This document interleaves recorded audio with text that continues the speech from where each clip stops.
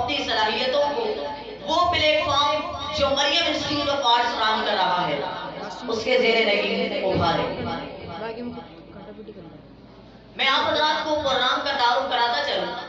پروگرام 3 سیگمنٹ ٹوٹل ہیں اور ہر سیگمنٹ 2 کیٹیگریز پر مشتمل ہے، ایک جونیئر اور ایک سینئر، اور ہر کیٹیگری 2 گروہ پر مشتمل ہے، ایک بوائز اور ایک گرلز۔ گرلز بنات میں ہو رہا ہے، جبکہ یہاں پر بنین سینئرز کا مقابلے کا انعقاد کیا جا رہا ہے۔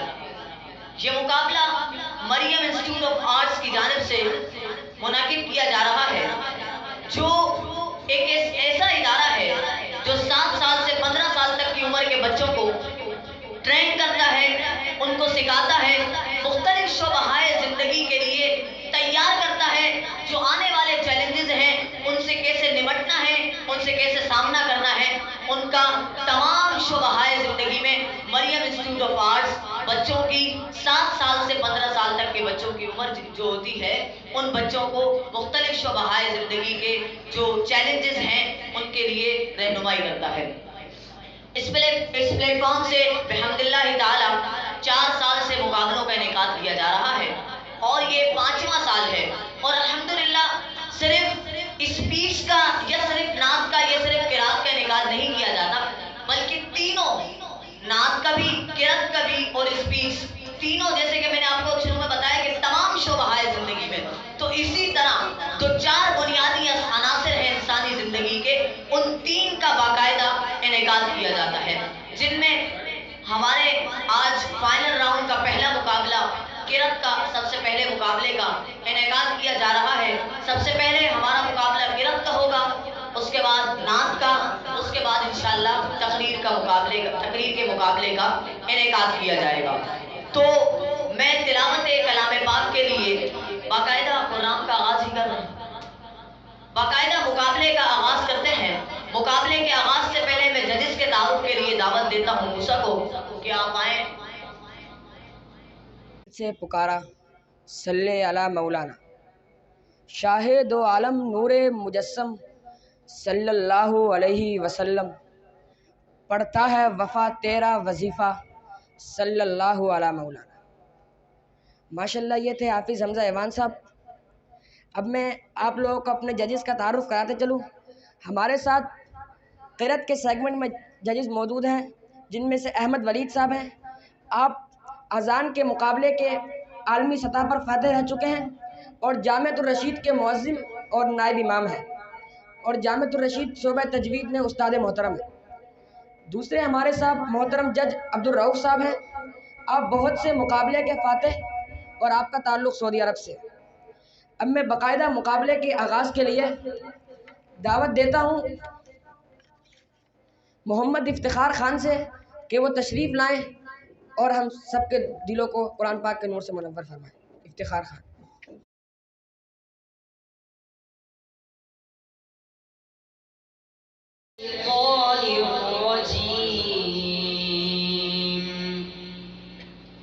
بسم اللہ الرحمن الرحیم الذي جعل لكم من الشجر الأخضر نارا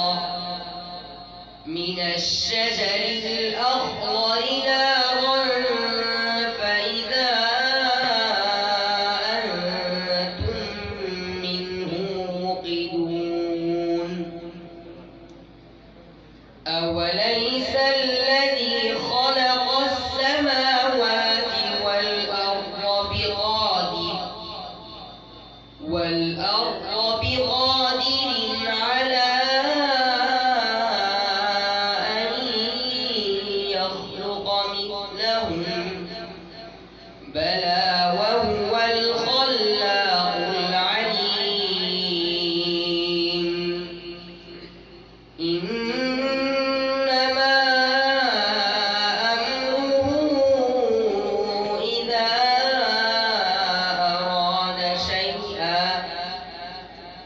إذا أراد شيئا أن يقول له كن فيكون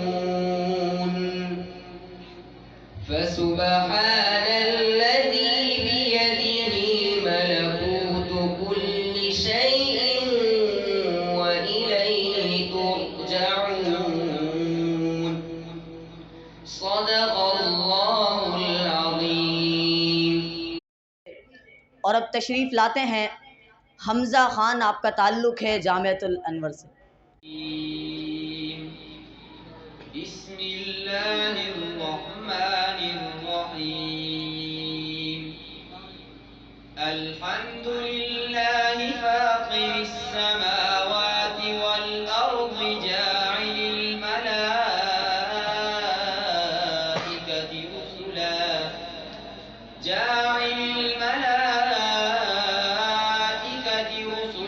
أولي أجنحة مثنى وثلاث ورباع يزيد في الخلق ما يشاء إن الله على كل شيء قدير ما يفتح الله للناس من رحمة فلا ممسك لها وما يمسك فلا مرسل له من بعده وهو العزيز الحكيم يا أيها الناس اذكروا نعمة الله عليكم هل من خالق غير الله يرزقكم من السماء والأرض لا إله إلا هو فأنا تؤفكون وإن يكذبوك فقد كذبت رسل من قبلك وإلى الله ترجع الأمور يا أيها الناس إن وعد الله حق فلا تغرنكم الحياة الدنيا ولا يغرنكم بالله الغرور إن الشيطان لكم عدو فاتخذوه عدوا إنما يدعو حزبه ليكونوا من أصحاب السعير صدق الله العظيم آپ کا تعلق ہے جامعہ مدنیہ سے۔ من الشيطان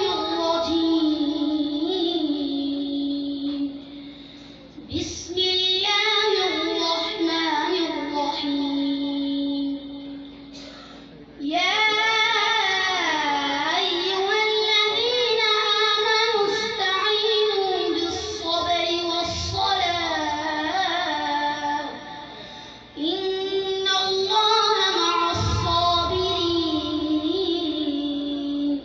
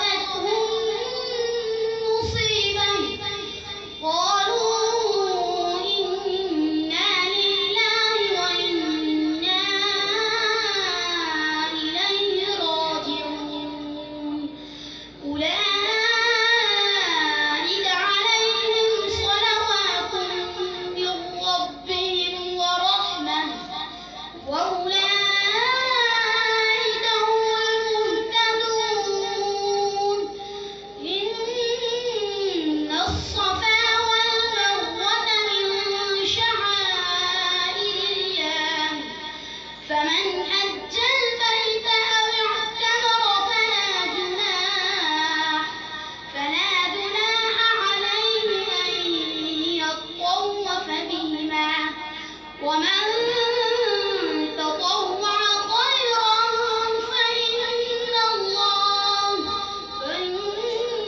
الله شاكر عليم. صدق الله العظيم.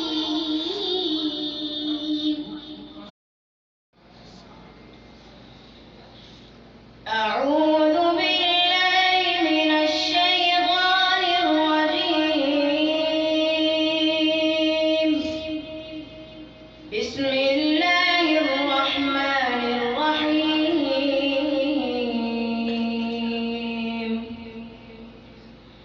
يا أيها الذين آمنوا إذا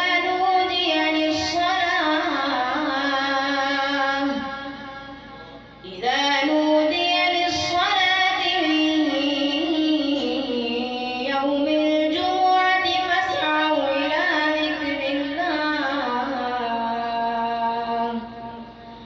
فاسعوا إلى ذكر الله وذروا البيع ذلكم خير لكم إن كنتم تعلمون. فإذا قضيت الصلاة فانتشروا في الأرض وابتغوا من فضل الله واذكروا الله كثيرا لعلكم تفلحون. وإذا رأوا تجارة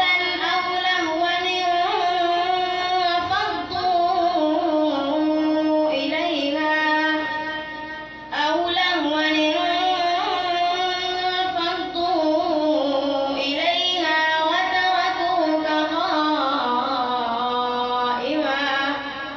قل ما عند الله خير من اللهو ومن التجارة والله خير الرازقين. صدق الله العظيم.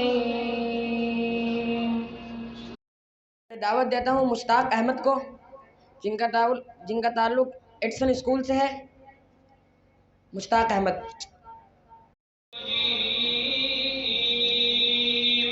بسم الله الرحمن الرحيم. يا أيها الذين آمنوا اتقوا الله ولتنظر نفس ما قدمت لغد واتقوا الله إن الله خبير بما تعملون. ولا تكونوا كالذين نسوا الله فأنساهم أنفسهم أولئك هم الفاسقون.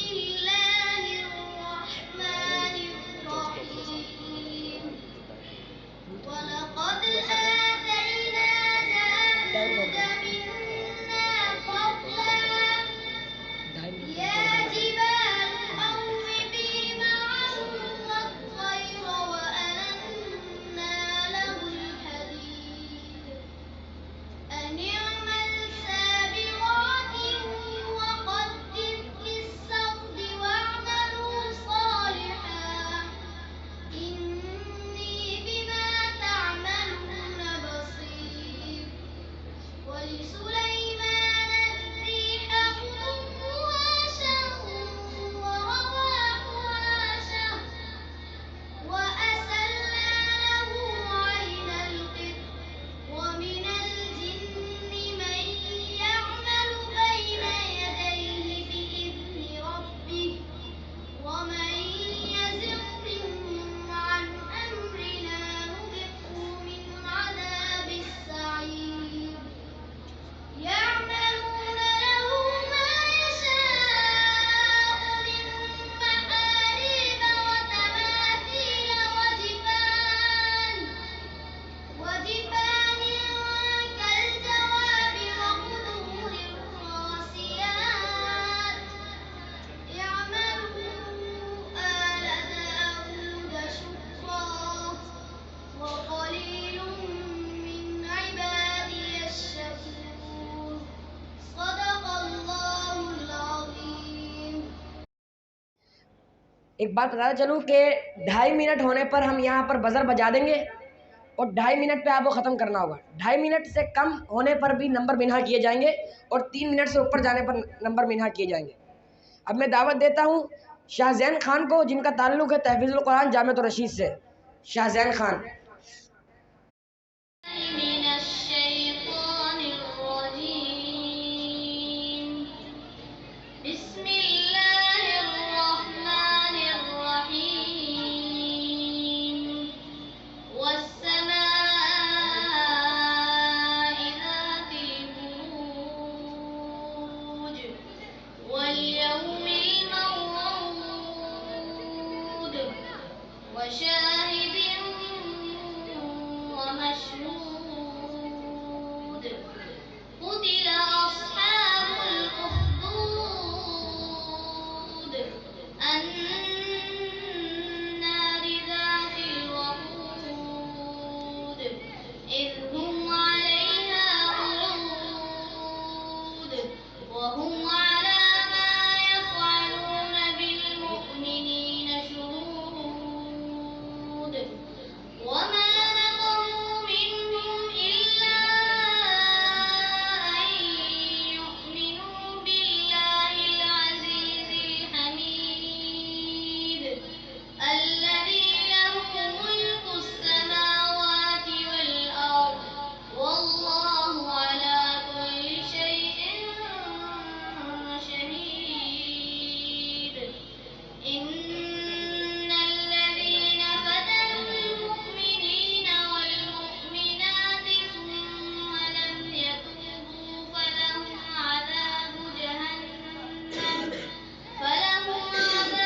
جهنم ولهم عذاب الحريق إن الذين آمنوا وعملوا الصالحات لهم جنات تجري من تحتها الأنهار ذلك الفوز الكبير إن بطش ربك لشديد إنه هو يبدئ ويعيد وهو الغفور الودود ذو العرش المجيد فعال لما يريد هل أتاك حديث الجنود. أعوذ بالله من الشيطان الرجيم بسم الله الرحمن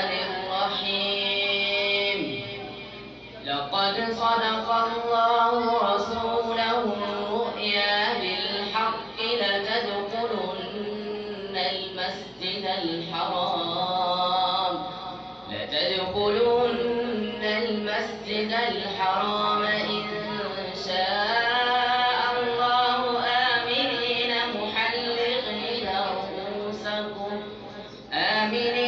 محلقين رؤوسكم ومقصرين لا تخافون فعلم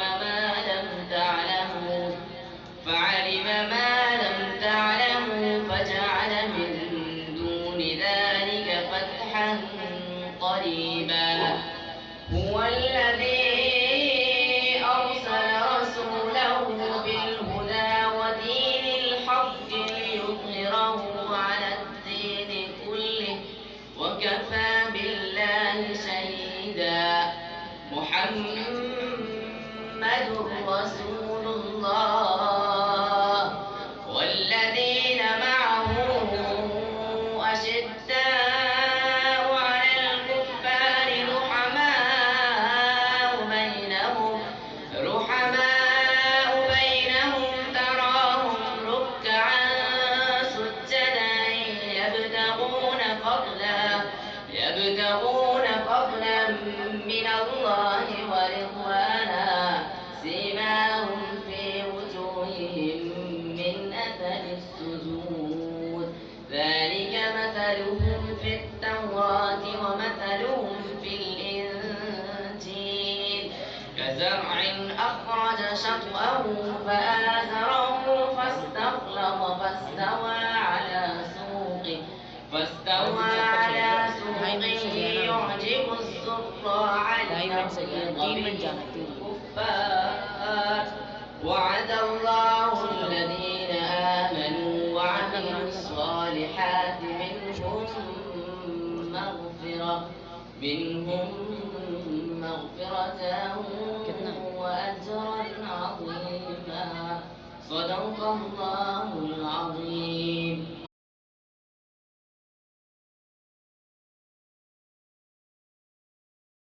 جن کا تعلق البیرونی سے ہے. عادل احمد.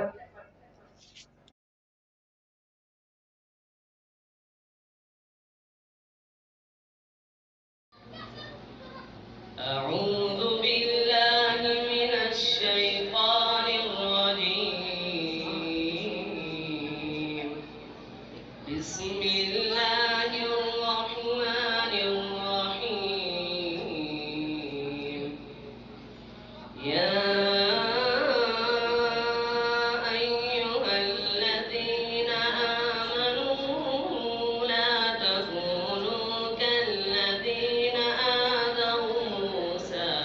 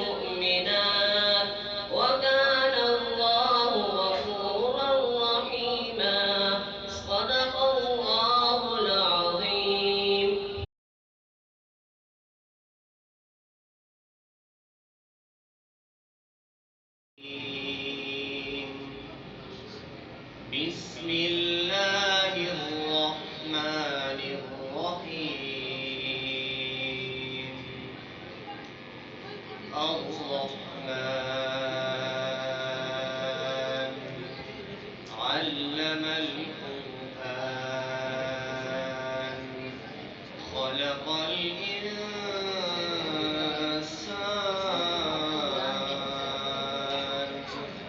علمه البيان الشمس والقمر بحسبان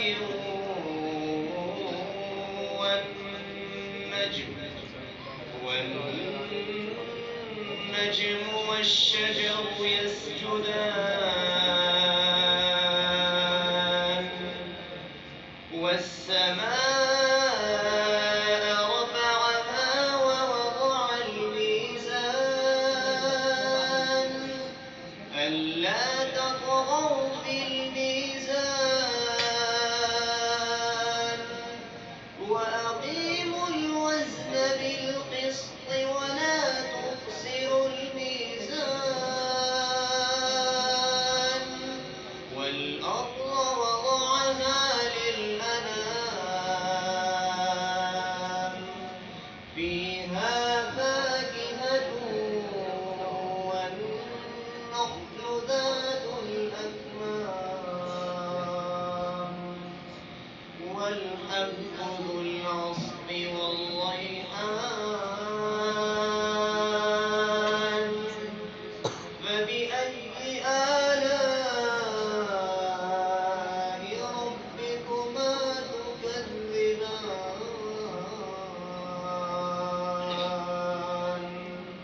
صدق الله العظيم.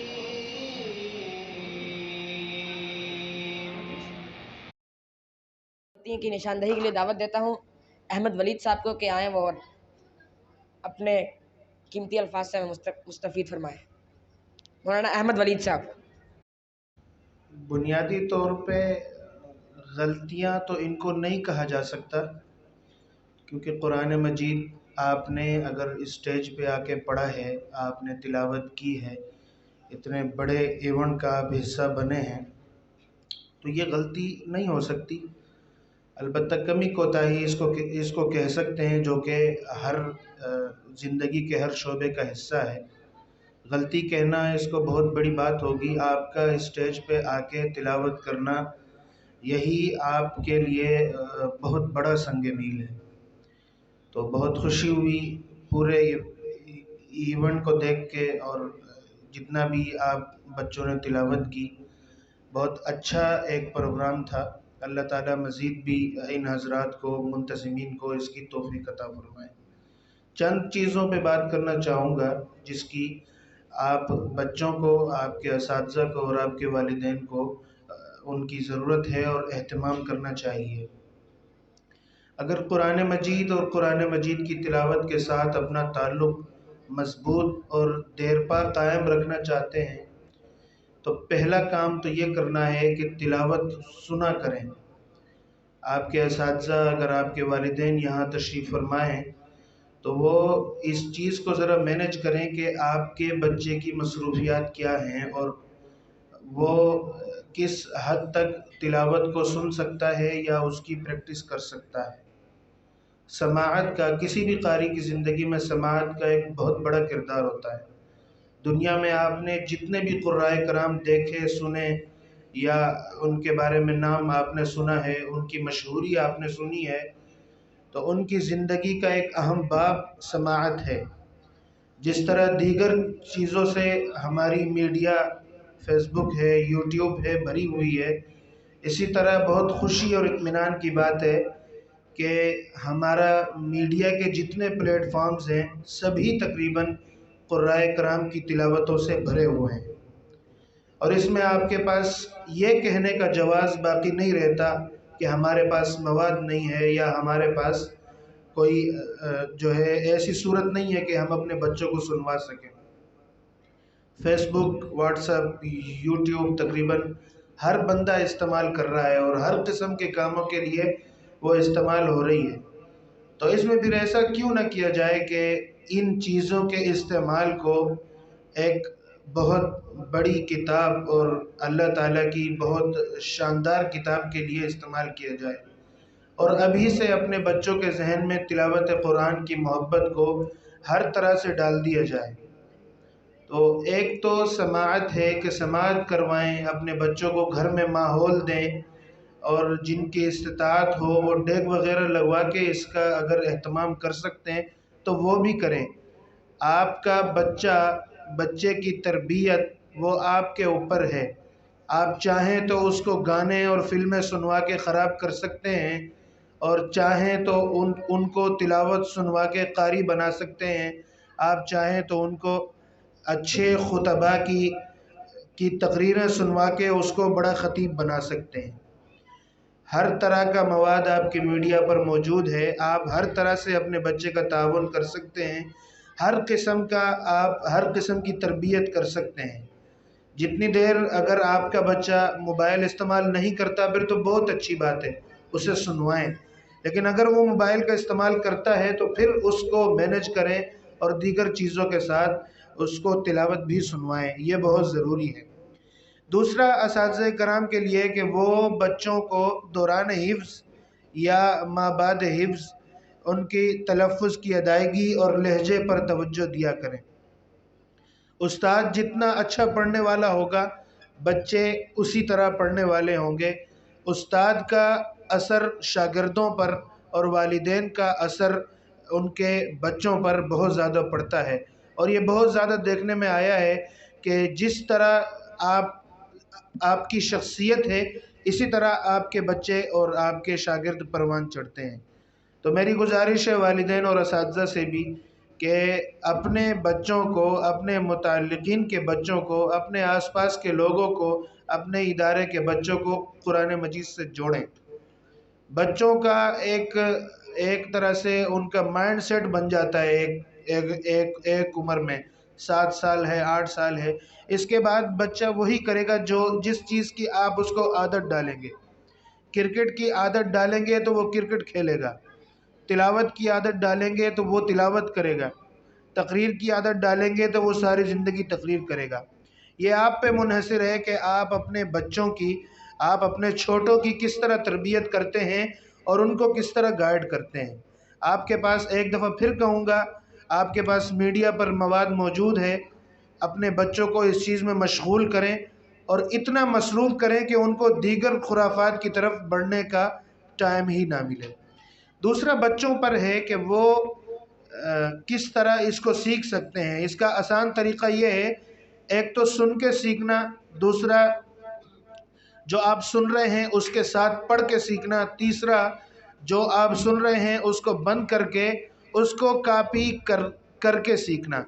کاپی کر کے سیکھنا بہت آسان ہے، جو بھی قاری صاحب آپ کو پڑھاتے ہیں سب سے پہلے ان کو کاپی کریں، پھر وہ جس قاری کی طرف رہنمائی فرماتے ہیں ان کو سن کے کاپی کریں، پھر اگر آپ کے والدین میں سے کوئی اچھا پڑھنے والا ہے ان کو کاپی کریں، اپنے بڑوں کو کاپی کریں ہر چیز میں، چاہے وہ تلاوت ہو، نعت ہو، نظم ہو، تقریر ہو یا نیک اعمال ہو، نماز ہو، کوئی بھی چیز ہو، اپنے بڑوں کو کاپی کریں، اپنے اساتذہ کو کاپی کریں، اپنے والدین کو کاپی کریں۔ اس سے آپ کی زندگی میں ایک بہت زبردست قسم کا بدلاؤ آئے گا، اور ایک وقت ایسا آئے گا کہ آپ کسی بھی اس طرح کے کسی بھی ایونٹ یا کسی بھی اسٹیج پر کھڑے ہونے اور وہاں بات کرنے سے آپ کترائیں گے نہیں یا آپ گھبرائیں گے نہیں۔ بندہ گھبراتا تبھی ہے جب اس کے بیک پہ کوئی نہ ہو۔ اگر آپ کا والد آپ کے بیک پہ کھڑا ہے، آپ کا استاد آپ کی پشت پناہی کر رہا ہے، تو کوئی وجہ نہیں ہے کہ آپ زندگی کے کسی بھی موڑ پر یا کسی بھی اسٹیج پر گھبرا جائیں یا مار کھا جائیں۔ میری دعا ہے اس ادارے کی ترقی کے لیے اور آپ تمام بچوں کی ترقی کے لیے اور آپ کے بہترین مستقبل کے لیے۔ اللہ تعالیٰ آپ سب کو جزائے خیر عطا فرمائے، سب کو بہت بلندیاں عطا فرمائے اور دین متین کا آپ سے خوب کام لے۔ وآخر دعوانا الحمدللہ۔